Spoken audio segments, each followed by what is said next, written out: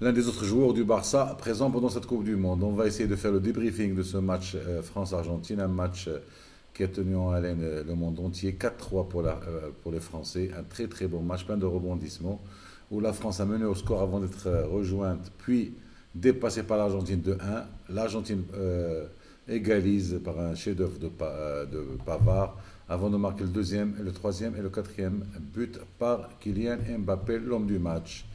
La passe décisive de Messi pour Agüero en fin de match n'a rien changé à la donne. La France mérite largement de passer en quart de finale et l'Argentine de Sampaoli mérite largement de rentrer à la maison. Triste pour Messi.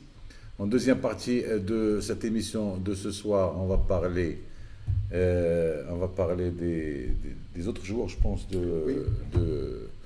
du mondial, puis du VAR et de la signature plus que probable de Lenglet et de Willian. Avec moi, après avoir manqué la semaine dernière, Essam Jloun. Bonjour Essam. Bonjour Osama. Je ne sais pas si la tristesse que je ressens en ce moment, tu la ressens. J'ai de la peine pour Messi, mais je ne m'attendais pas à mieux de la part de l'Argentine. C'est-à-dire que psychologiquement, je n'ai pas mis la barre très haut. Émotionnellement, je m'attendais à ça. C'est une déception énorme pour le joueur. En fait, c'est quand je pense à lui que je suis déçu. Mais à cet moment, on y a cru après le 2-1. Oui. Bien que moi, je suis plus pour la France en tant que club, en tant que pays, mais je voulais vraiment que Messi puisse aller jusqu'au bout de sa Coupe du Monde. On aurait tous espéré ça. C'était un petit peu rêvé parce que même le système mis en place par Sampaoli, c'est un système complètement stupide. On ne peut pas tout demander à Messi. Je ne sais pas pourquoi il n'a pas mis ses éléments. Tu as compris le système? Parce que moi, le système, je ne l'ai pas compris. Aujourd'hui, jusqu'à maintenant, je suis incapable de Aujourd'hui, dire... il met Messi en avant-centre pur. Alors que Messi est obligé de dézonner pour chercher la balle, il va le donner à qui? Et d'ailleurs, quand il a fait rentrer Agüero, ils ont marqué un but. Il a sacrifié Higuaín pour Pavone parce que Pavone avait une bonne entrée de match. En fait, on avait l'impression d'être face à un coach qui n'avait qu'à vue. Et puis, on peut quand même s'attarder sur le fait, par rapport à ceux qui disent que Messi dit qu'il dit Tchkila et Rota qui dit la Mascherano. Ben, franchement, ce genre de réflexion, moi, elle m'exaspère au plus haut point et j'ai même pas envie de parler foot avec les gens. Moi, je parle pas de ça. Voilà. Même si on suppose que Messi est Tchkila, ça veut dire que l'entraîneur n'a aucune personnalité, il doit chose partir. Qui est fort improbable. On s'en fout, moi je ne vais même pas rentrer là-dedans. Moi ce que je remarque par contre, c'est que tous les Madridistas sont tellement heureux de voir Messi quitter la Coupe du Monde, rien que pour prouver que c'est Maradona qui est le meilleur joueur de l'histoire. Ils oublient parfois que Maradona a joué au Barça et pas au Real. Absolument. Il reste lui aussi un joueur du Barça, donc pas du Real. Et honnêtement, avoir des sentiments par rapport à l'équipe qu'on aime, même concernant les meilleurs joueurs du monde, je trouve ça pathétique. Je trouve ça petit. Justement, pour reprendre un peu Brada Mehdi qui nous écrit comment on peut prendre 3 buts en 11 minutes, comment on peut laisser un gars comme Dybala sur le banc de touche, comment on peut rentrer sans avant-centre, comme tu as souligné, comment on peut, même en termes de sélection, même en termes de sélection de joueurs, c'est-à-dire il y avait beaucoup de questions à se poser. Même les joueurs sélectionnés, je ne sais pas pourquoi il fait pas.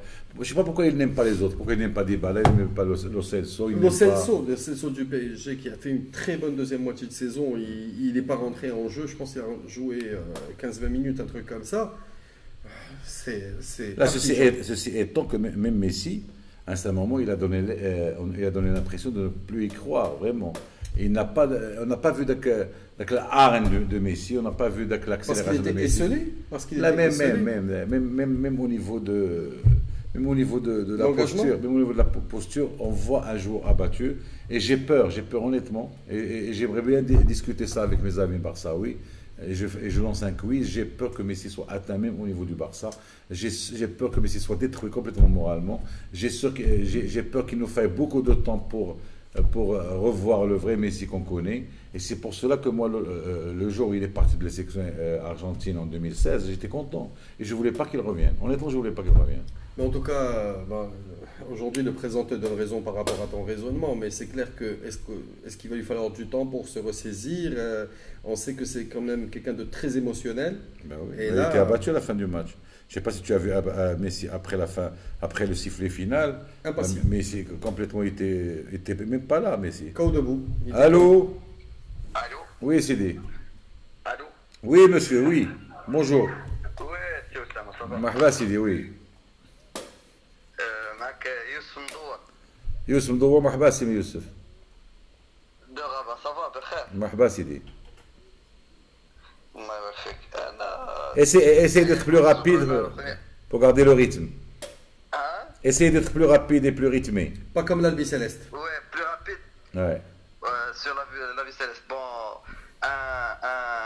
un entraîneur, zéro, Mhm. pour résumer. Mhm. Je sais pas, wesh, il a un staff de.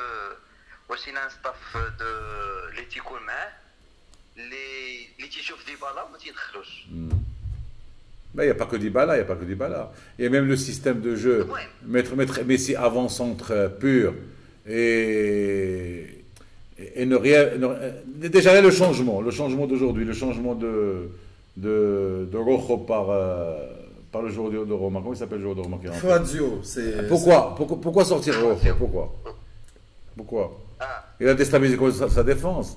À 2-1, l'Argentine avait donné. Je sais pas comment il raisonne. Comment il raisonne, je sais D'abord, pas comment il raisonne. ce qui est malheureux, c'est qu'avant le mondial, on a vu ça. Avant le mondial, c'était prévisible. Avant le mondial, les gens parlaient Parcours de ça. qualificatif. Et tout le monde disait non, ils vont gagner en confiance. Une fois qualifiés, ils vont gagner en confiance. Une fois qu'ils passent au premier tour, ils vont gagner en confiance. Honnêtement, l'Argentine, ils ont un public exceptionnel. Ils étaient 40 000 aujourd'hui au stade. Ils ont des joueurs exceptionnels. Et ils ont tout pour gagner. Mais honnêtement, le football a gagné aujourd'hui parce que l'équipe de France est plus complète, plus équilibrée. Honnêtement. Mais une chose que je peux faire sur un point sur l'équipe de France, c'est lorsque je vois la tactique, comment elle jouait l'équipe de France, c'est comme la tactique de l'an. C'est-à-dire qu'il temporise le ballon. Là, la tactique n'a rien donné en première mi-temps. D'ailleurs, moi, j'ai reproché à l'équipe de France d'être revenu complètement après le but, à la 10e minute, d'être revenu complètement défendre trop bas pour chercher les contres. Et d'ailleurs, l'égalisation de l'Argentine était contre le cours du jeu, mais c'était sur une frappe exceptionnelle de Di Maria. Donc, quand tu es en face des joueurs capables de faire la différence à n'importe quel moment, l'équipe de France en première mi-temps, elle m'a pas plu du tout. Et même en deuxième mi-temps, la réussite du deuxième but de Pavard a tout changé, mais il faut dire que Kylian Mbappé, pour moi, c'est le joueur fort à suivre pour les prochaines saisons. Détruire les Argentins. Là, quand tu vois l'équipe de France, ils ont de meilleurs talents que l'équipe d'Argentine, mis à part Messi. Bien sûr. Mis à part Messi. La profondeur de banc aussi. Ils ont une défense centrale plus équilibrée avec Umtiti et Varane. Ils ont des arrêts latéraux qui ne sont pas très connus, mais qui ont montré un talent fou, que ce soit Hernandez ou le Pavard. Pavard, c'est une découverte pour moi. C'est un joueur plein de talent. C'est un joueur qui était cité parmi les meilleurs rookies de Bundesliga avec Amin Harit. D'ailleurs, bravo Amin Harit. Sauf que lui, il a marqué un but dans les buts argentins. Anthologique. Et Amin Harit a marqué un but en faisant un accident et en tuant quelqu'un hier à Marrakech. Oui, C'est alors, la grande On différence. ne sait pas si c'est Amin Harit. Le communiqué de la police est clair. C'est Amin Harit. L'équipe d'Argentine, vraiment. Ouais. Moi, c'est mon point de vue. Il les a détruits à 100%. Mais au-delà de l'aspect tactico-physique, on avait aussi, comme nous rappelez pas, l'impression d'être face à une équipe qui n'avait pas envie de jouer, quoi, qui produisait pas de jeu, qui n'avait aucun plaisir à être sur le terrain. Il les a massacrés. Il n'y a pas كما تنقولوا العشوائيه كاينه في l'équipe argentine. Merci, c'est Youssef, merci beaucoup, Monsieur Youssef de Rabat. Je vais lire quelques commentaires importants. Où ça, Othman Lecombe, c'est que Sao Paulo dit lors de la conférence de presse qu'il va faire jouer Messi comme avant-centre et il le fait. Rachid Tajmout, notre ami, pourquoi je vais quand même. Ouais. Rachid Tajmout, pourquoi toujours protéger Messi, ce garçon a trop donné durant des années, il montre ses limites. Il donne 2 buts quand même. Ce n'est pas toujours la faute des autres. On ne peut pas toujours dire que c'est car il est esselé ou mal entouré. Sinon, cela voudra dire que sans la génération dorée à ses côtés, il n'aurait jamais dû accomplir ce qu'il a accompli. Cette génération de Xavi, Iniesta, voilà Busquets que des Indco. Eux ont gagné le mondial et 2 fois l'Euro sans Messi pour revenir à l'Argentine. Le niveau est vraiment banal. Les choix des joueurs est incompréhensible. Il n'y a aucune âme dans cette équipe, aucun fond de jeu.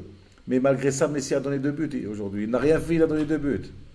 Ouais. À tout moment, si tu as une équipe équilibrée, si tu as une équipe qui ne cherche pas toujours à redonner le ballon à Messi, si tu as une équipe qui fait le bloc, Messi peut toujours être très très très dangereux à chaque seconde. Équipe totalement déséquilibrée aussi. Mascherano, c'est quand même le mondial de trop. Moi, je trouve qu'en termes. Il était fébrile. Il Quoi. n'était pas mauvais pour ça. Il Le était Nigeria, fébrile. il était pas mauvais. Contre le Nigeria, il donne deux Mais passes. aujourd'hui, ouais, Il ça- donne deux passes vers le gardien qui sont coupés, Ouais. qui ont failli de but contre le Nigeria. Ouais. Il est fébrile.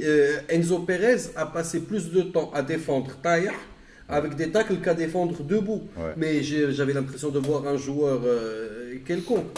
Maintenant, oui, on peut effectivement reprocher à Messi de ne pas avoir été à la hauteur du rendez-vous. Il faut arrêter de se mentir. On peut reprocher à Messi de ne pas avoir tout seul joué au Pu football. porter l'équipe. Moi, c'est Il tout n'a- ce que je peux reprocher à Messi.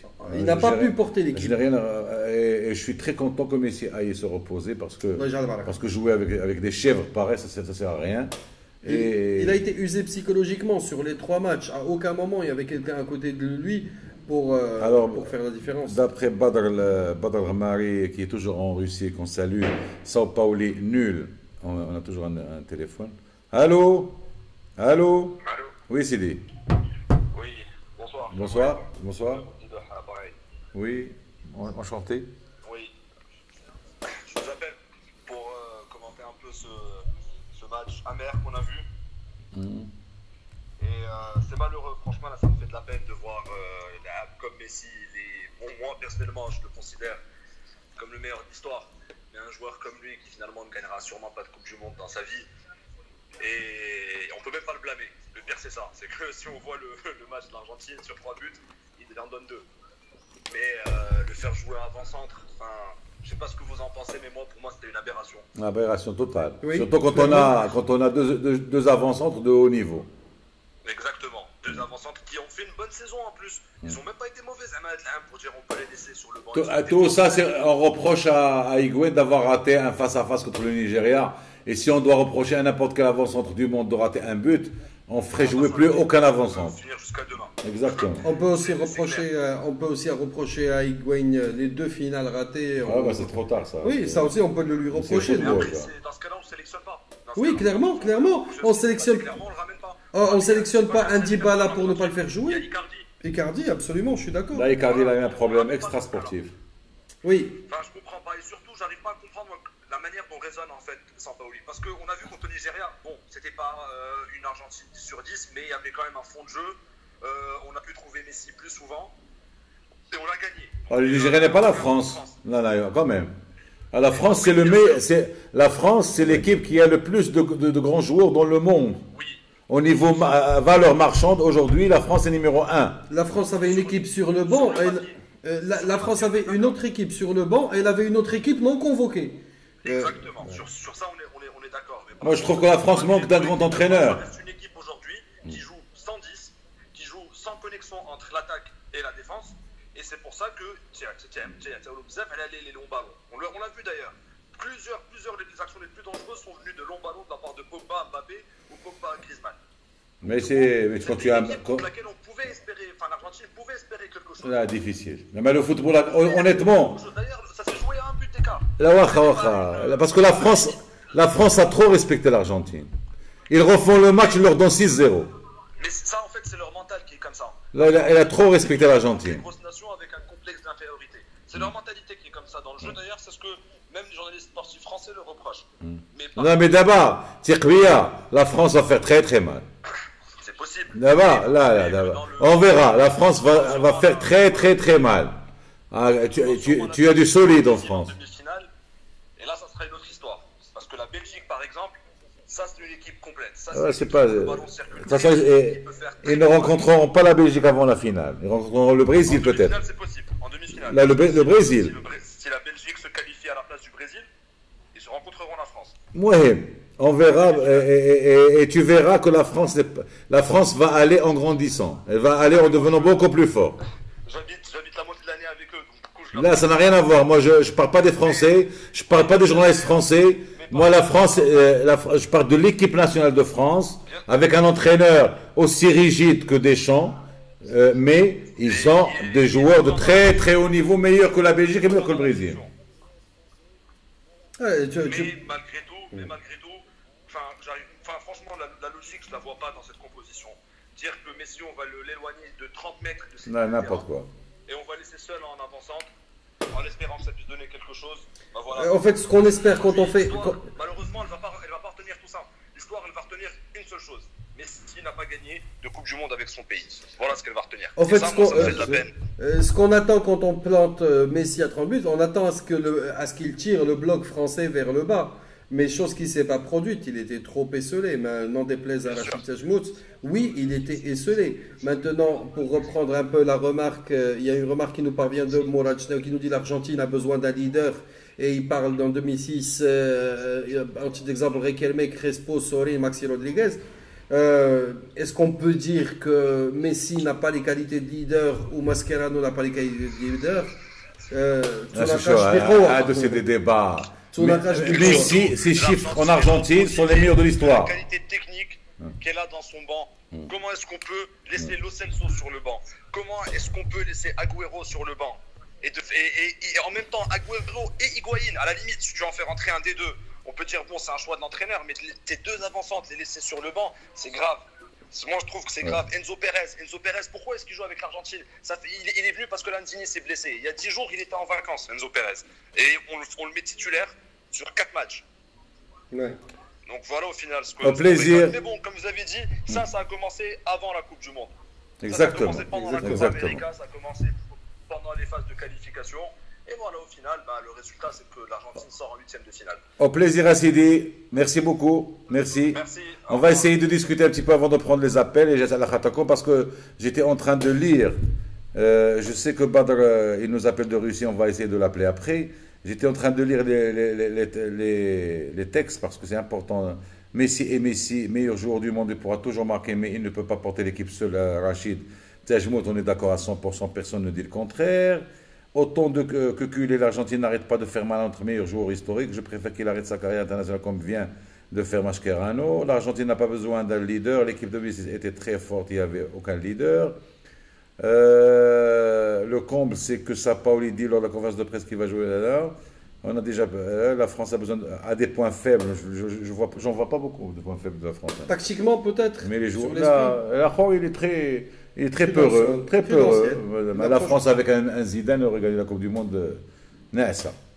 Messi est depuis plusieurs mois fatigué. Il faut qu'il se repose physiquement et moralement. J'espère qu'il va prendre un mois de vacances pour se reposer. J'espère qu'il nous reviendra frais. Bien rechargé. اليوم كان دي ماريا احسن ما كاين بيس دي ماريا شنو دار اخر دي ماريا اليوم Il a été moins présent sur les côtés. Avant le but, Di Maria n'existait même pas. Je ne savais même pas s'il était là ou pas. Sur le côté. Allô, Badr. Badr. Allô. Oui, Oussama. Oui, Badr. Bonjour. Tu es en ligne. Merci. Bonjour à tous les gens qui nous regardent. Et malheureusement, voilà, la carrière internationale de Messi ou la Coupe du Monde de Messi s'arrête aujourd'hui. Bon. Au vu de l'équipe qu'il avait, c'était déjà un exploit de se qualifier le groupe parce que ça n'a pas été facile pour eux. À mon avis, c'est normal parce qu'en face, il y a une grosse équipe de France qui n'a pas un super entraîneur, qui n'a pas une super approche tactique, mais qui a surtout une très grande qualité individuelle de ces joueurs offensifs, que ce soit Mbappé, Griezmann, Giroud, et puis la profondeur de banc, vous en avez parlé aussi tout à l'heure, c'est une réalité. Giroud, j'ai trouvé moins bon aujourd'hui. J'ai trouvé inexistant Giroud, moi, aujourd'hui. Il n'a pas aidé, à part peut-être la passe lumineuse sur le 4e but. Giroud, il a étiré la défense. Déjà qu'il y avait deux joueurs axiaux. Il a pesé sur la défense, il a été utile tactiquement, en fait. Il a essayé de déranger notamment Otamendi pour justement les fatiguer pendant le match. Et la réalité, c'est que... Otamendi facilement excitable, facilement... Évitable. Elle était... Otamendi, je ne comprends pas, j'ai vu là بحدك joueur de 3e division de Maghreb. Il y a زمان. L'Argentine joue très mal au foot. Les qualités individuelles des joueurs très basses. Franchement, c'est lamentable que Messi il ait affaire avec des joueurs de cette qualité-là pour sa Coupe du Monde. C'est dommage, mais bon, je pense pas qu'il pouvait faire mieux. Surtout que l'Argentine déjà, c'est sa qualification contre le Nigeria avec un but de Rojo du pied droit dans la fin du match, c'est déjà un miracle. Donc, pour eux, déjà, je pense être là, c'est déjà exceptionnel. Et cette équipe, elle n'a aucune âme, aucune identité. Un entraîneur qui est effacé, on sait que chaque fois, il change de tactique. Peut-être que avec un entraîneur qui a une meilleure maîtrise sur le groupe, notamment sur des stars comme Messi, peut-être que ça aurait été plus approprié de jouer clairement défensif, sans essayer de faire le jeu à certains moments. Et bon, d'abord, la vérité, c'est que la France est meilleure. Tu peux le tourner dans tous les sens. Indiscutable. Oui. Indiscutable. Non. Indiscutable. Là, de toute façon, personne n'a contesté la victoire de la France. Légitime, mérité. Et c'est même, j'irai plus loin, c'est la victoire du football. Parce que le football, c'est un sport collectif. Messi ne peut pas jouer tout seul contre la France, ni contre l'Argentine. C'est pas possible. C'est pas possible. C'est pas possible. Effectivement. Maintenant, l'équipe de France, comme on a vu aujourd'hui, elle a des points faibles. Moi, je pense que c'est une équipe qui a beaucoup de trous en défense, avec des joueurs qui aujourd'hui, même s'ils ont fait une belle performance, Pavard, on a vu que offensivement, il a réussi à mettre. Mais il marque un but d'anthologie. Il marque un but d'anthologie pour un garçon qui est né en 96. Ah, oui. Un jeune gamin qui n'était même pas connu il y a 6 mois. Mais Di Maria, il a eu beaucoup d'espace avec lui sur son côté, et ça a été plus facile de son côté que de celui de Lucas Hernandez, qui a fait un grand match défensivement. Au Titi, pour parler des joueurs du Barça, moi j'ai pas aimé son match aujourd'hui, trop agressif, très tendu.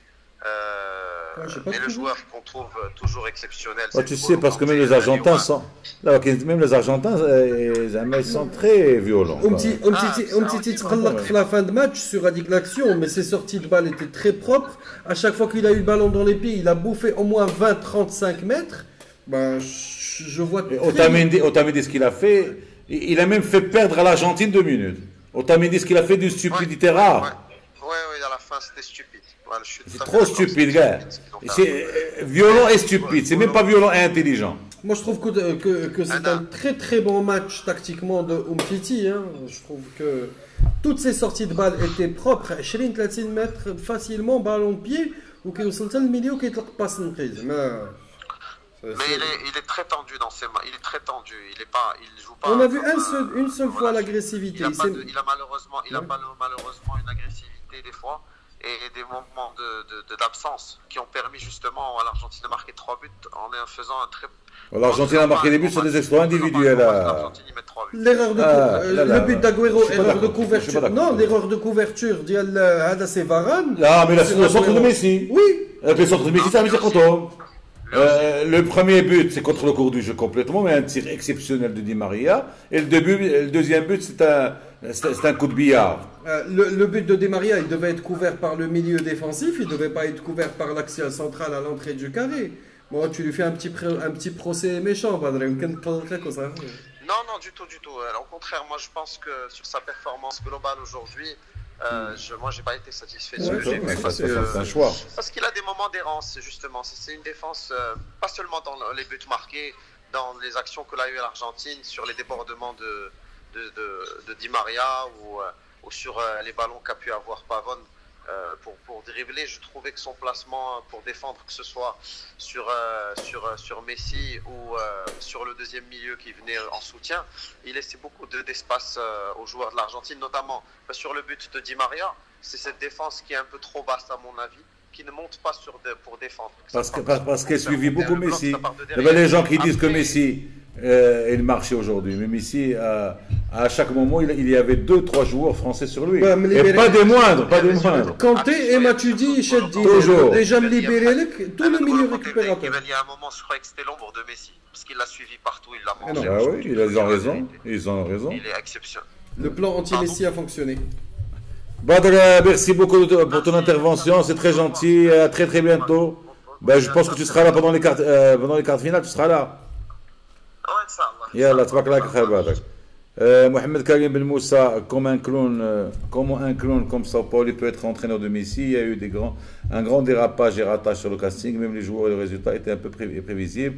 ما تفرجش معنا ياسين d'après Farah Sharafuddin. Sami Saad, dans quelques accélérations de Mbappé, dans chaque accélération Mbappé passe même Pogba, il est lent, Pogba il n'est pas lent du tout. Il est passe à costaud chaque en fois. couverture de balle. Oh. Messi ne mérite pas de faire partie d'une équipe pareille d'après la laisse le Mabouche Ntouf. Et Hassan Bahjoub, bravo, Mamoun Zidouh, pour ton intervention. On reste sur le match France-Argentine. Oui, on peut s'attarder sur le choix des coachs Fredler Messi, parce que je pense que c'est le choix des coachs qui plombe un peu la carrière internationale de Messi. Il suffit de revoir l'époque Tata Martino. Qui était meilleur. Oui, était meilleur. D'ailleurs, moi je le meilleur. regrettais. Oui. Je l'ai regretté et au Barça et à l'équipe d'Argentine. Non, un peu moins. On a là, c'est un homme très tacticien, c'est quelqu'un qui n'avait pas la lecture du jeu pour influencer dans le cours du match. C'est ce que je lui ai toujours reproché, c'est en termes de stratégie, où le match me كيعرفش يقلبه. Après, il y a eu Boza juste avant Sampaoli. Mais est-ce que je pense que le plus pessimiste d'entre nous n'aurait pas pu dire Sampaoli c'est un mauvais choix, c'est un mauvais casting. Il sortait de 2 titres avec le G, parce qu'aujourd'hui, oui, on tape sur Sampaoli, c'est un coach nul qui remporte quand même 2 Copa América d'affilée avec le Chili. Alors nul, je veux bien, mais il faut peut-être relativiser. Les choix. Oui, دابا الناس مقلقين على ميسي. دابا si on prend au mot à mot ce qu'on dit après une déception de football, on s'en sortira jamais. Sao Paulo, c'est sûr que c'est un entraîneur qui est respectable, sauf que le choix Diallo de faire toute une équipe autour de Messi en Argentine n'a jamais été concluant. Il fallait laisser Messi libre et faire le bloc et travailler à l'autre bloc en profitant de Messi. Mais avoir donné autant de responsabilités et mettre autant de responsabilités sur le dos de Messi n'avait aucun sens et n'a jamais marché. Elle a marché peut-être lors du match barrage contre le Paraguay. À part ce match-là, ça n'a jamais marché. Aujourd'hui, c'était rigolo. Aujourd'hui, Messi se démène comme un diable pour sortir la balle du milieu de terrain et la donner à quelqu'un en attaque. Ce quelqu'un en attaque fait un demi-tour et la ramène à Messi. Ouais. Oh, c'est pas normal quand même. Claude. Non, mais Messi, je vois le deuxième sujet, Yerimina, si on veut rester si on veut rester sur les performances des joueurs pas mal de gens, pas mal de Barçaouis ne comprennent pas que Yerimina, si performant avec la Colombie, qui a été 2 fois décisif avec la Colombie, que ce soit contre le Japon ou contre le Sénégal, puisse ne pas avoir sa place, même pas... Ouais, c'est un choc pour ceux qui le découvrent aujourd'hui, mais imaginez-vous quand vous avez suivi le parcours qualificatif de la Colombie, il a été capitaine sur 2 ou 3 matchs au moins, à 20 ans ou à 21 ans, il est capitaine, il est extrêmement propre dans son jeu, les buts de la tête, c'est pas une nouveauté chez lui. Pour moi, c'était un très très bon recrutement. L'emploi qu'on en a fait aujourd'hui me choque. Le fait que la porte reste ouverte pour aller recruter un Langlais à 4 fois plus ou 5 fois plus que la valeur de Yerimina, moi c'est quelque chose qui me dérange énormément. Il a la taille patron, Yerimina. Et il est impliqué. Il y a Amin Mhachi qui est avec nous, c'est le président de la PBK. Allô Amin. PBK, Peña Bonjour Amin. Ça va, tu vas bien? Hassan, tu vas bien? Merci. Marhaba. Il faut que je parle de Yerimina ou de l'Argentine parce que je suis un peu exaspéré, donc c'est à vous de gérer la conversation. Là, des deux. Là, on a l'antenne libre. Bon, bref, moi pour l'Argentine, je pense que pour la première fois depuis 2006, il faut dire qu'il faut arrêter d'attendre une Coupe du Monde de Léo Messi, parce qu'on attendait souvent ça. Nous, supporters coulés, c'est pour surtout arrêter le débat de qui est le meilleur joueur de l'histoire. Il faut passer à autre chose. Moi, je l'ai fait personnellement, je ne sais pas si les coulés sont tous capables de faire ça. Moi, je l'ai fait... Il ne l'aura jamais, cette Coupe du Monde. On s'en fout. Il jouera au Qatar. Hein. Moi, je vais aller plus loin. On aime le Barça, on n'aime pas l'Argentine. Donc, j'ai toujours aimé l'Argentine. Donc là, j'ai jamais aimé l'Argentine. Honnêtement, en 78, j'étais hollandais à 3000%. Nous attendons qu'il gagne la Coupe du Monde, frère. Là, parce que débat, ils ont gagné à le faire. Le débat selon lequel, parce qu'ils n'ont rien trouvé à faire, parce qu'il a gagné tous les records individuels et collectifs en club, ils nous ont fait rentrer dans une logique où, puisque Messi, d'ailleurs, ils oublient que Maradona, même lui, a joué au Barça, pas au Real. Parce que Messi n'a pas gagné la Coupe du Monde, donc ça veut dire quoi? Ça veut dire que Guy Varch est un meilleur joueur que Messi. Que Guy Varch. Et que Tarantini est meilleur joueur que Messi. Que des joueurs qui n'ont aucun niveau, qui ont gagné la Coupe du Monde parce qu'ils se sont retrouvés dans une liste de 23, sont meilleurs. Moi, cette logique, je ne suis pas d'accord, j'y adhère pas. il y a des joueurs qui étaient exceptionnels, qui n'ont jamais joué en équipe nationale, mais qui étaient exceptionnels quand même, comme Georges Best, je ne sais pas si tu le connais, qui était un énorme joueur, mais dans l'équipe nationale n'a jamais été loin. Là, si on compare Messi individuellement, ce qu'il fait individuellement avec le ballon, tactiquement, tactique collective, tactique individuelle, technique, individuelle, technique collective, pour moi, c'est le meilleur joueur de l'histoire. Qu'il joue en Argentine ou qu'il gagne en Argentine, c'est pas mon problème. Je vais répondre à ton intervention par une question. Ouais. C'est quoi le baromètre? Qui décide, qui fixe les règles, qui dit que c'est le meilleur joueur du monde ou pas? Nous, Koulé, nous, Barcelonais, nous avons la conviction que c'est le meilleur. Comment devons-nous débattre avec les gens? C'est ce qu'on fait du matin au soir pour prouver que ce mec, il n'y a jamais un autre joueur de l'histoire dans cette planète Terre qui a touché et caressé le ballon comme lui. Comment faire? Aujourd'hui, je suis très ému. Aujourd'hui, en ne faisant rien, il a donné 2 buts. Allô? À vous. Allô? Je vous écoute. Aujourd'hui, en ne faisant rien, il a donné 2 buts contre la France, l'un des meilleurs blocs défensifs du monde. Oui, exactement. Le débat Messi, Argentine, moi aussi je vais être solidaire avec toi et je vais le cesser complètement. Wallah. Exactement. De toute façon, on ne demande pas aux autres de nous dire que Messi est le meilleur ou pas le meilleur. Là, ça nous suffit qu'il nous passe son émotion chaque 3 jours avec le Barça. Ça nous suffit. D'abord, j'aimerais bien qu'il aille à Ibiza, qu'il se prenne 1 mois de vacances bien et qu'il ne revienne plus en équipe d'Argentine. Bلاش. يتكاليفيو بوحدهم وهذيك الساعه براسهم شغلهم. شغل البريزيل حاجه. Moi je reviens, j'ai retenu un terme, enfin quelque chose qu'a dit Essam. Il a dit il est épuisé psychologiquement. Ça se sent et moi j'ai peur qu'il ne retrouve pas. Le mec il va pas bien, on le connaît. Les mecs qui ont connu Messi depuis l'affaire Delorno, depuis Chelsea, les gens qui l'ont suivi depuis ses débuts, ils savent ce gars quand il va bien, quand il est explosif, quand il va pas bien, quand il est déprimé, nous le sentons ça. On peut dire ce qu'on veut, nous le sentons quand il va pas. Le mec il va pas bien. Et cette équipe, mais c'est incroyable, j'ai jamais vu de ma vie une équipe incapable de faire 2-3 passes. Il n'y a pas de solution.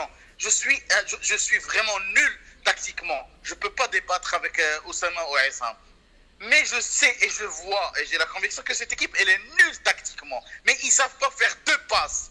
Je ne comprends pas. Je ne comprends pas ce qu'il leur fallait. Est-ce que c'était un entraîneur? Est-ce que c'est une génération où il n'y a aucun Argentin qui sait toucher le ballon? Est-ce que c'est Messi qui a montré au monde qu'il n'est pas un grand leader comme tout le monde le prétend? Je suis un petit peu perdu. Je suis là normalement pour donner mon avis. Je suis perdu devant ce match. Je suis vraiment perdu. Il n'y a pas que celui-là, Amine. On était perdu face à la Croatie. Avec le niveau affiché, tu avais un joueur et des plots. Il y avait des plots sur le terrain. Wesh que tu face à la Croatie, tu fais rentrer Caballero à 36 ans pour sa première sélection en équipe nationale. Alors c'est quand même se tirer une balle dans le pied. Moi j'ai envie de conclure à Amine, même si on va dans le raisonnement, on suppose que Maradona a gagné la Coupe du Monde tout seul en 86. Le football de 86 n'a rien avec le football de 2018. Et comme m'a dit Platini un jour en direct, face to face, il m'a dit notre football à lui appartenait aux joueurs. Le football d'aujourd'hui appartient aux entraîneurs. Donc on ne peut pas aujourd'hui, avec les schémas tactiques mis en place, à gagner une Coupe du Monde à lui seul. On ne peut pas à soi. Donc si on n'a pas une équipe, au moins, par exemple si l'Argentine avait une équipe qui jouait, elle va retrouver le Barça un Messi de temps en temps pour faire la différence. Oui. Mais prendre la balle et ne chercher que Messi, ça n'a aucun sens. Ça devient trop facile pour l'équipe adverse. Il faut créer des occasions pour faire la différence. Aujourd'hui, qui dans cette équipe a apporté le danger? Ils ont joué pendant 10 minutes au foot, 10 minutes la première mi-temps, 10 minutes la deuxième mi-temps, et c'est des temps forts dialogue, mais sur des temps forts, ils ont marqué. Voilà. Mais moi, j'ai envie de vous dire, est-ce qu'aujourd'hui, il existe un joueur argentin qui est capable de mettre une passe lumineuse? Parce que réussir à faire une grande Coupe du Monde, il faut avoir des gens de haut milieu. Quel Dybala qui n'a même pas eu la chance. Il a reçu une seule passe contre le Nigeria, il t'a sorti un contrôle venu de Jupiter. J'ai jamais vu un but.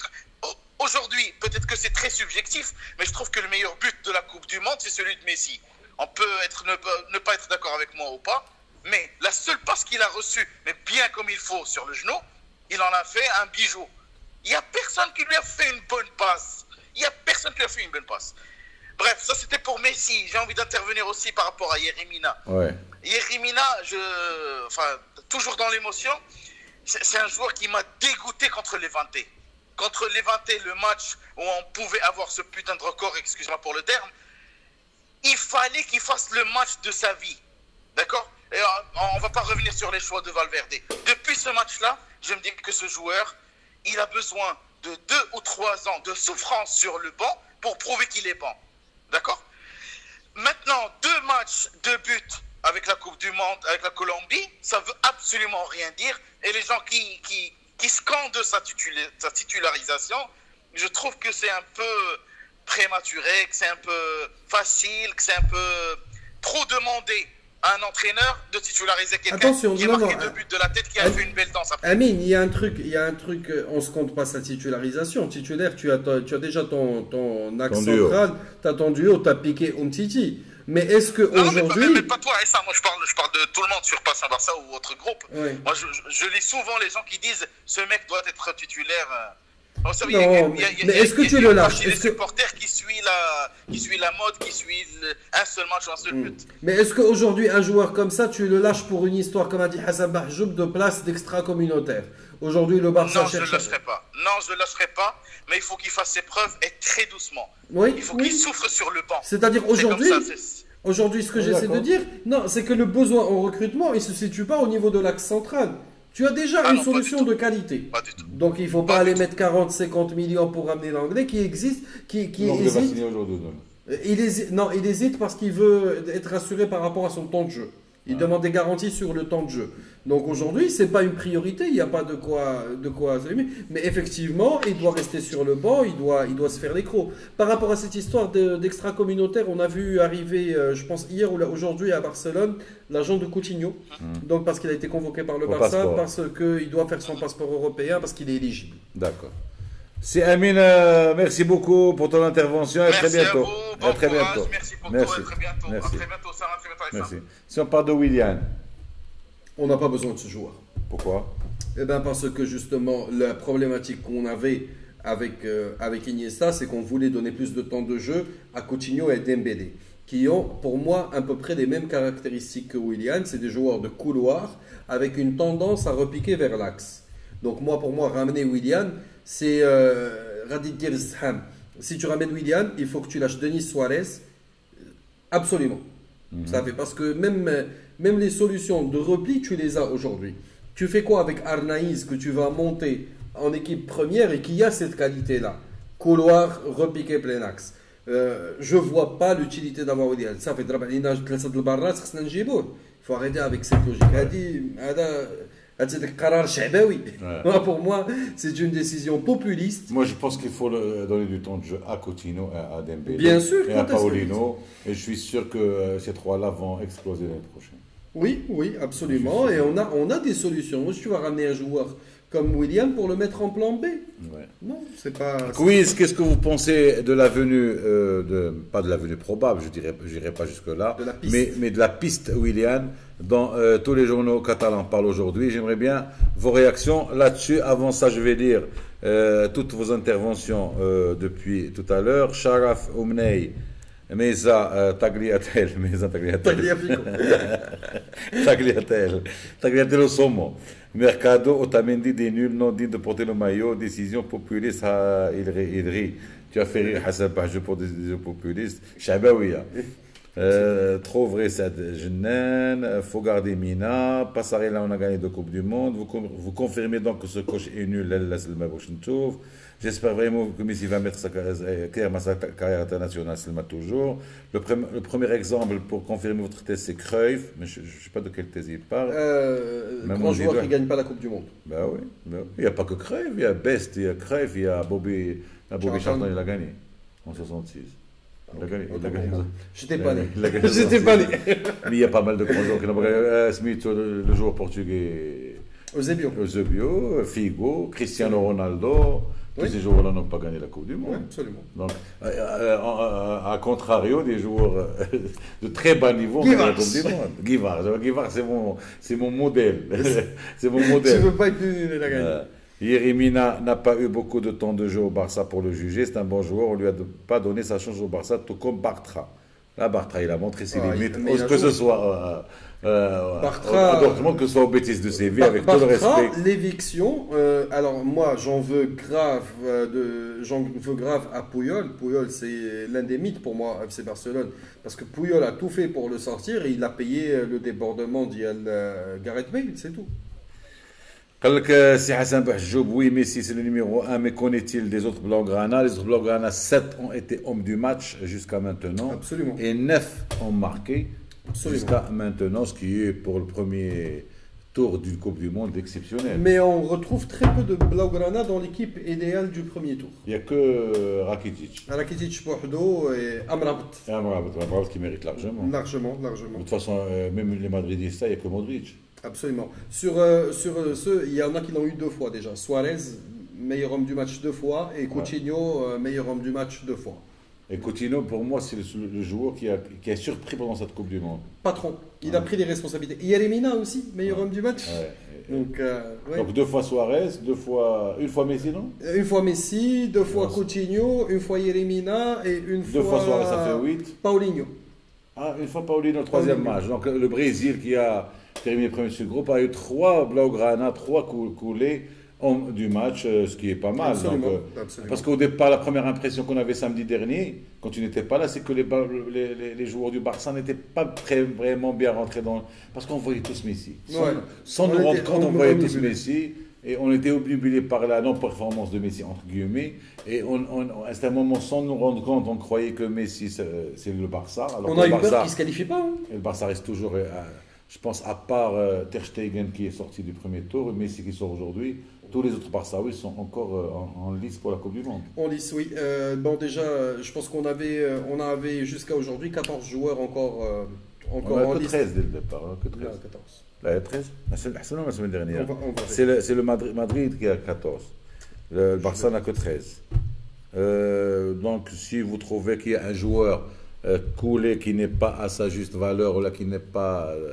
Dembélé a joué 2 matchs sur 4, mais ça ne dépend pas de sa performance, ça dépend surtout de la façon avec laquelle veut jouer Deschamps, qui veut absolument jouer avec un 4-2-3-1, avec absolument Matuidi qui a plus de rôle défensif et Giroud, à la place de pas mal de Français qui préfèrent de loin Dembélé en 4-3-3.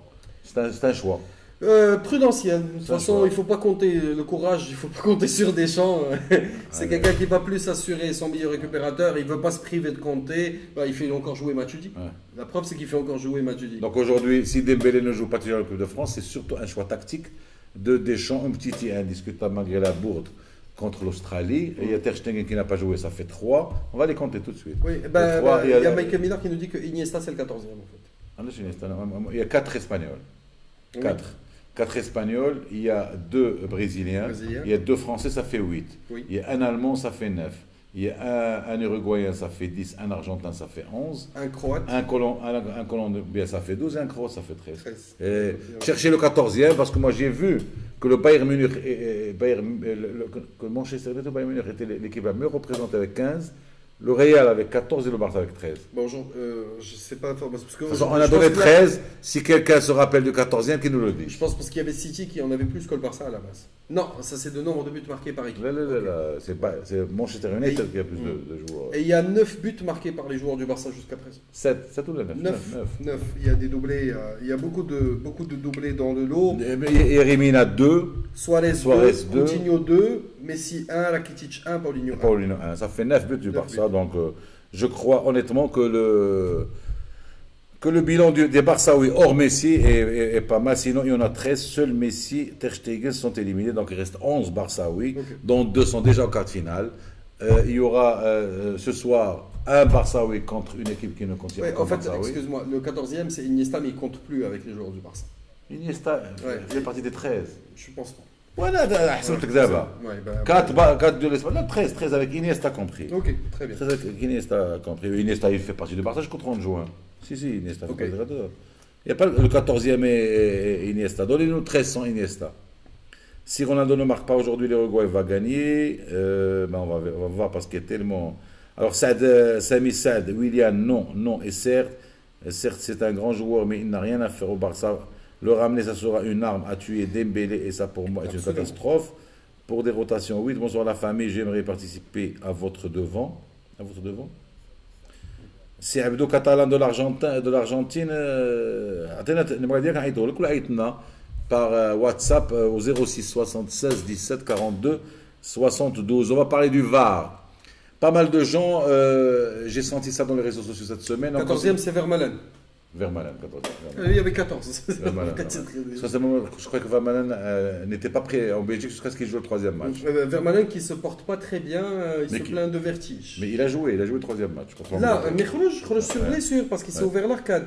Même Vermaelen, il est qualifié, donc on a aujourd'hui 12 qualifiés encore sur les 14. Donc on va parler du VAR. Le VAR, pas mal de gens, et à travers tous les réseaux sociaux cette semaine, pas mal de gens croyaient que le VAR est un instrument. Le VAR n'est pas un instrument. Le VAR, c'est un arbitre assistant. Comme celui qui est comme le premier arbitre assistant qui se trouve à droite d'une tribune officielle, qui est le premier assistant arbitre, le deuxième assistant qui se trouve de l'autre côté. À un certain moment, l'UEFA et la FIFA avaient donné le quatrième et cinquième arbitre derrière les buts. Aujourd'hui, on parle d'arbitre assistant responsable de la vidéo. Vidéo assistant référé.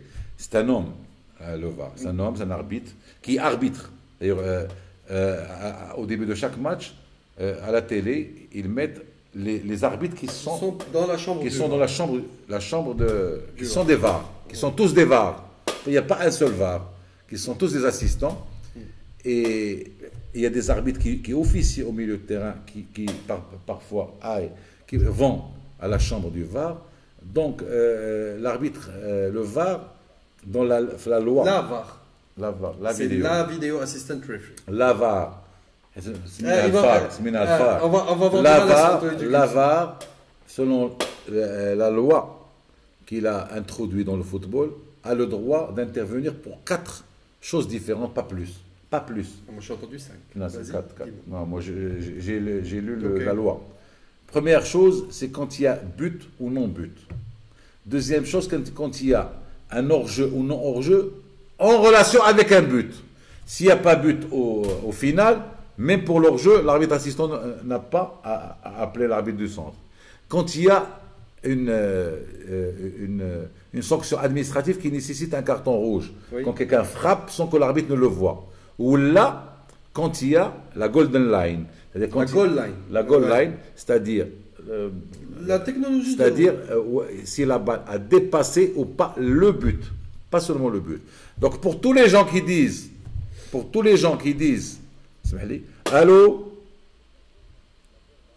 allô, vous pouvez nous attendre 2 minutes, on finit l'explication du VAR, vous restez avec nous et vous donne la parole.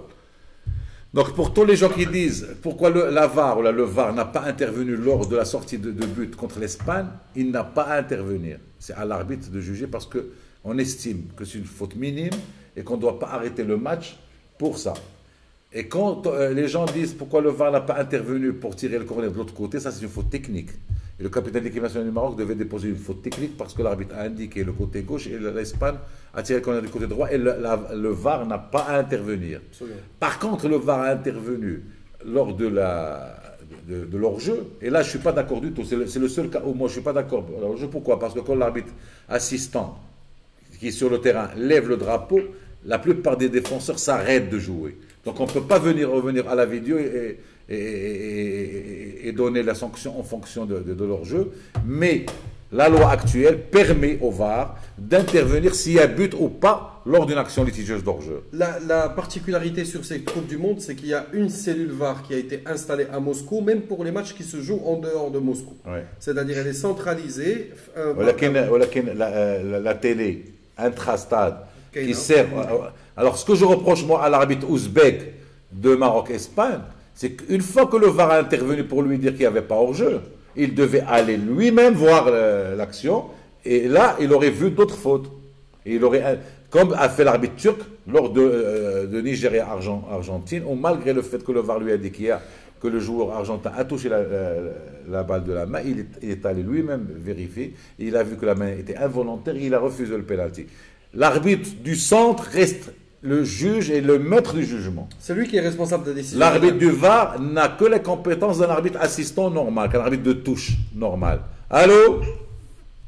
Oui, bonjour. Bonjour Assidi, marhaba. Michael Miller avec vous de Montréal. Marhaba, avec plaisir Michael. Alors, c'est un plaisir d'avoir Michael avec nous. Michael, pour information, gère aussi un podcast radio, donc qui est relayé sur la page Passion Barça, et c'est un très grand contributeur sur nos pages. Ravi de t'avoir, Michael. Le plaisir pour moi, Issam. Merci beaucoup de me recevoir. Donc, il y a eu beaucoup de sujets chauds cette semaine. Je ne sais pas par où commencer.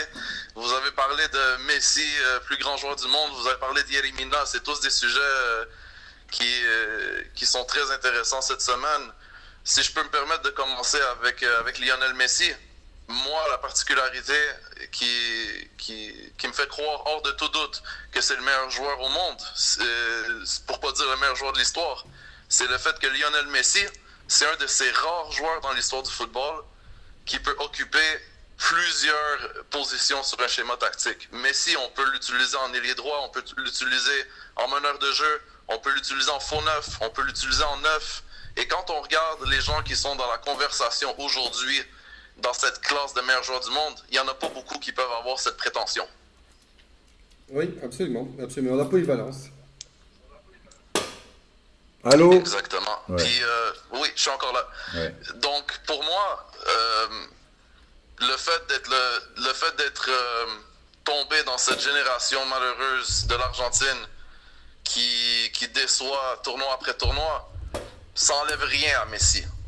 Parce que quand on regarde qu'est-ce que Messi a fait, qu'est-ce que Messi a donné à cette sélection argentine, il aura quand même donné 4 finales dans sa carrière, 3 finales de Copa América, 1 finale de Coupe du Monde. Donc, à un moment donné aussi, on peut pas espérer, on peut pas attendre de Messi qu'il fasse tout à lui tout seul. Il faut qu'il y ait un staff technique, j'ai même envie de dire, il faut qu'il y ait une fédération qui est structurée proprement pour emmener des succès. C'est pas juste à un seul joueur à emmener le fardeau de toute une sélection sur ses épaules. Absolument, absolument. Sinon, mon autre sujet que je voulais parler avec vous, et là-dessus, je pense qu'on n'est pas tout à fait en accord, c'est Yeri Mina. Pour moi, Yeri Mina, c'est pas un recrutement qui cadre avec le style de jeu traditionnel du Barça. Donc tu es d'accord? C'est un gentil garçon, j'ai pas envie de le descendre totalement. Il y a des qualités aussi, il y a des qualités physiques. Son jeu de tête est bon, mais défensivement, dans les matchs que j'ai observés de lui, pas seulement avec le Barça, mais également avec la sélection colombienne, son jeu balle au pied a énormément de carences et il commet énormément de fautes défensives dangereuses. Je sais pas si vous l'avez remarqué, là, mais quand il se retrouve dans le carré 18, ça lui arrive très souvent de tomber par-dessus le dos de l'attaquant qu'il couvre. Et chance pour lui, c'est pas une faute qui est souvent appelée, mais c'est quelque chose qu'il fait très très très souvent. On va dire, Michael, on va dire qu'il n'a pas la même aisance technique, que les autres joueurs du Barça, ça c'est certain. On ne peut qu'être d'accord avec toi là-dessus. Mais j'ai juste envie de rappeler un peu à tout le monde qu'on a eu Richard Cœur de Lion, c'est-à-dire on a eu Puyol, qui techniquement était extrêmement moyen et qu'il a lui-même dit à plusieurs reprises, il a dit que c'est parce que je suis limité techniquement que je suis obligé de donner plus d'efforts sur le terrain physiquement. Oui, il n'a pas la qualité technique nécessaire, mais ça s'acquiert, alors il est jeune. Alors on ne s'en rend pas compte, mais c'est un joueur qui doit avoir 21 ans. Je vais vous confirmer l'âge de Yeri Mina tout de suite, mais il est très très jeune. Là-dessus, je suis d'accord avec toi, Issam. Il est jeune, puis on pourrait lui donner plus de temps, mais plus que t'emmènes le sujet de Carles Puyol... Il a 23 ans, excuse-moi, il a 23 ans. Oui, 23 ans. Carles Puyol, au moins, c'était un enfant de la maison qui avait été formé à la Masia. Il connaissait notre schéma tactique. Il pouvait déjà combiner avec ses coéquipiers, puisqu'il avait joué avec une bonne partie d'entre eux dans ses années formatrices. Yerimina, c'est sa première expérience en Europe. Et on lui demande tout de suite de performer au très haut niveau parce que des places de défenseur central, il y en a seulement 4. Les 2 titulaires indiscutables, on les connaît déjà. Thomas Vermaelen, qui est maintenant 3e défenseur central au Barça, il dépasse, que ce soit au point de vue technique, tactique ou expérience, de très très loin. Donc cette 4e place, j'aurais aimé l'avoir pour, disons, quelqu'un qui a plus de finesse et quelqu'un en qui on pourrait investir dans une perspective d'avenir. Oui. S'il y a un nom auquel je pense à la Masia au moment où on se parle, c'est Jorge Cuenca. Oui. Jorge Cuenca a un brillant avenir devant lui. Mais il n'est pas gauche. Si c'est pas cette année, ça il n'est devrait pas être l'année défenseur, prochaine lui. qu'on devrait lui laisser cette place justement pour qu'il puisse apprendre. Attention, mais des c'est un grands joueur de défenseurs qui couloir. sont Hein. devant lui. C'est un latéral gauche, Cuenca. Jorge Cuenca, c'est un central. Ah bon. Bah, autant C'est le pour- petit frère de l'autre Cuenca qui est parti à... Ouais, c'est le. Qui est Ouais, parti c'est à, pas- Pardon, à pardon. Grenade. c'est À Jorge Grenade. Cuenca, Pardon, j'ai confondu avec Cucurella. Pardon, autant pour vous. ouais. C'est correct. Ouais, ok. Ouais, tu as raison. Qu'est-ce que tu penses, Franck, du VAR? Du VAR. Ouais. Écoutez, moi, comme beaucoup de vos auditeurs, je supporte les Lions de l'Atlas. Ouais, c'est Mon gentil. équipe de cœur, c'est l'équipe nationale marocaine. C'est gentil. Donc, quand j'ai vu l'utilisation du VAR, moi, c'est pas nécessairement les décisions qui ont été prises une fois que la VAR a été consultée qui est mon plus grand problème. Mais même de ça, on pourrait en parler longtemps. Moi, mon plus grand problème, c'est le fait que la VAR ne semble pas être utilisée de façon constante. Des fois, Ça dépend de l'arbitre assistant. Fait pas appel. Ça dépend de l'arbitre assistant, de son jugement sur le tas.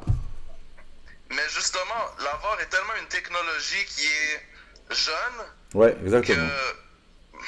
mon opinion personnelle, c'est que peut-être qu'on aurait dû la tester pendant un peu plus longtemps Je suis dans les d'accord. 5 grands championnats européens avant de Absolument. l'emmener à la Coupe du Monde. Non, je suis d'accord. je suis d'accord. Tu mets en place cette technologie pour une Coupe du Monde des moins de 20 ans, pour une Coupe du Monde Et tu permets à les gens de tous les pays du monde de se faire... de se former de là-dessus. se former là-dessus. Ce qu'on peut aussi reprocher, donc déjà par rapport, comme tu as sorti le match mondial, j'étais pas là samedi, moi je voudrais rapporter 2 ou 3 précisions. L'arbitre ouzbek qui a fait ce match, c'était l'arbitre qui avait, c'est l'un des plus jeunes, il a moins de 40 Le ans. match de l'arbitre ouzbek s'est passé après samedi. Oui. Donc, Oui, mais tu j'étais pas là. n'as raté aucune émission. Non, j'étais pas là samedi dernier. Mais tu n'as raté... Samedi dernier, on n'avait pas encore joué le Maroc-Espagne. Ah oui, pardon. Donc, C'est juste la première pour- émission ouais, pour ouais. ce Maroc-Espagne. Donc, c'est l'arbitre ouzbek, il a moins de 40 ans. C'est l'arbitre, il est venu avec 8 matchs de mondial dans les pieds. Mais je sais, C'est c'est le l'un- meilleur arbitre du monde. L'un des meilleurs arbitres Mais du t'es monde. pas bon contre moi. Il a été très mauvais. Pas bon. Geiger, l'américain qui n'a pas consulté le VAR, il déchargeait, Là, parce que, qui a déchargé son oreillette, et il a accordé 2 pénaltys sur VAR quand Ouais. il était dans la chambre de VAR. Oui, il avait raison. oui. Sur les 2 cas, il avait raison. C'est- La plupart des décisions du VAR, je dirais pas des décisions parce que la décision reste à l'arbitre central, la plupart des interventions du VAR ont été correctes. Correct, quand il le faut. Correct. Oui. Maintenant, Justement, si on revient aux situations où la VAR aurait pu être appelée, juste si on revient à ce match Espagne-Maroc, il y a 2 fautes de main de Gérard Piqué dans le Ouais. carré Absolument. 18 espagnol qui Et il y a une qui ont pas été sanctionnable. vues par les arbitres et qui n'ont pas été, Et- consultés. Il y a un penalty plus flagrant que personne n'a vu, même les Marocains. C'est le penalty de Carvajal contre Boutayeb. Boutayeb sur la barre. Sur la barre transversale de Mrabat. Voilà. Oui, effectivement. Ouais. Oui, celle-là, je me rappelle, c'est vrai. Parce que sur Piqué, il y a une qui est valable, l'autre Une elle est autre. involontaire. Il y a une qui est volontaire où Piqué fait bouger largement sa main avant. Bras ce qui est- décalé du corps à 1 mètre. Facile. لا القضيه ديال décalé du corps ما بقاش لا لوا On a du mal. on a du mal. La loi, il y a la distance entre le bâton et la main, le caractère inattendu attendu de la balle et la direction de la balle vers la main ou de la main vers la balle. Par exemple, sur le penalty demandé par le Nigeria, le deuxième penalty, les 3 paramètres sont contre le volontaire, sont pour le volontaire. Les 3 caractères. Mais la FIFA fait entre parenthèses, quelle que soit la position de la main. Ok. Quelle que soit la position de la main, sauf quand un défenseur tient la barre avec la main lors d'un corner. C'est une position que la FIFA estime anormale. Et si tu la touches, c'est volontaire. Ou là, sur un mur, quand tu es dans un mur et tu lèves ta main en haut. Ouais. C'est illogique comme position. Merci beaucoup, Franck. Michael. Allô? Tout le plaisir pour moi. Merci Oussama. Merci Issam, beaucoup. de m'avoir C'est très reçu, gentil. et merci à tous vos auditeurs également. Avant de conclure, Essam, j'aimerais bien répondre à un monsieur qui nous a traité de bouhel. Bouhel, c'est la benoîterie pour nos amis français, canadiens et tous les francophones du monde qui aiment le Barça. C'est Taha. On ne parle pas arabe pour la simple raison, c'est que la plupart des adhérents de Passion Barça ne sont pas marocains, ils ne sont pas arabes. Ce sont soit des Africains, soit des Français, soit des Belges qui parlent français, soit des Suisses qui parlent français, soit des Canadiens qui parlent français, c'est-à-dire des Québécois. Et j'espère qu'avec le temps, on pourra mettre en place une autre émission, probablement en arabe, parce qu'on a aussi beaucoup d'arabes. On a tellement d'émissions en arabe qu'on peut se permettre une émission en français. Oui. Donc, mais là, taxer les gens parce qu'ils ne parlent pas arabe. C'est pas grave. Taxer les gens de Psala, parce que moi, à sa place, je zapperai si je ne comprends pas le français. Absolument. Si je n'ai pas la chance d'avoir étudié le français. De toute façon, le teaser était clair, la promo qu'on fait est claire, c'est une émission francophone. Et s'il veut qu'on parle français par principe, nous, on est contre ce principe. Moi, mon père était un prof d'arabe à la fac, un prof d'arabe, mais il m'a appris beaucoup de langues. Et il m'a obligé à parler de... On ne peut pas supposer. Et je conseillerais à M. Taha de faire apprendre à ses enfants beaucoup de langues. Donc, je te laisse la conclusion, c'est ça. C'est un plaisir d'interagir avec vous. Maintenant, le fait est qu'on est dans une phase très critique dans ce mondial où la place n'est plus... on n'est plus dans la phase de poule, de l'élimination directe. Moi, malgré toute l'affection que j'ai pour les joueurs du Barça et je veux les voir avancer, mais je souhaite que le foot va gagner comme c'était le cas aujourd'hui. Merci beaucoup, Essam. Samedi dernier, on sera... samedi prochain, on sera dans l'après-quart finale. Donc, il n'y aura plus que 4 équipes en lice pour la Coupe du Monde. Je pense que le quart final se jouera entre vendredi et samedi. Donc, on essaiera de trouver un horaire adéquat pour parler des 4 matchs des quarts finales. D'ici là, je vous souhaite une bonne semaine. Merci.